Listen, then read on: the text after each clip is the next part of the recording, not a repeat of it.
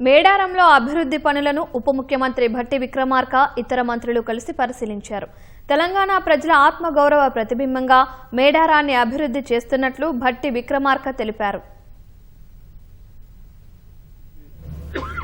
కేవలం ఒక జాతరగానే కాకుండా తెలంగాణ గుండె చప్పుళ్లాగా తెలంగాణ ప్రజల ఆత్మగౌరవ ప్రతీకలాగా దీన్ని దేశానికి ప్రపంచానికి కూడా చాటి చెప్పాలనేటువంటి ఆలోచనతోనే ఈనాటి ప్రభుత్వం దీనిపైన పెద్ద ఎత్తున ఆలోచన చేసి శాశ్వతమైనటువంటి నిర్మాణాలతో భక్తులకు వచ్చేటువంటి లక్షలాది మంది భక్తులకు ఎటువంటి ఇబ్బంది లేకుండా చేసే కార్యక్రమాలను తీసుకొని ముందుకు వెళ్తా ఉన్నాం.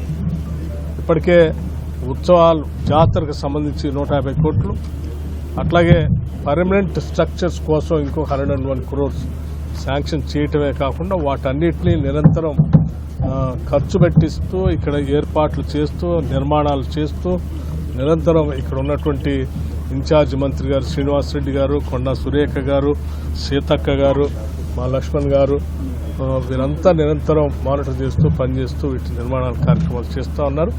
వారన్నీ చేసేటువంటి కార్యక్రమాలన్నీ కూడా ఇంకా ఎక్కడైనా ఏమైనా ఇబ్బందులు ఉన్నాయా, చేయాల్సిన ఏమైనా అవసరం ఉందా, కావాల్సిన నిధులు అటువంటి వ్యవహారాలు నిధులన్నీ సక్రమంగా ఖర్చు జరుగుతుందా లేదా, చేయాల్సిన పనులు వాటన్నిటిని కూడా అధికారులతో సహా ఇక్కడే రివ్యూ చేసి ఇక్కడికిక్కడే నిర్ణయాలు కూడా చేయాలనేటువంటి ఆలోచనతో ఈ సమావేశం ఇక్కడ ఏర్పాటు చేయడం జరిగింది. చక్కగా జరుగుతూ ఉన్నాయి, మంచిగా చేశారు.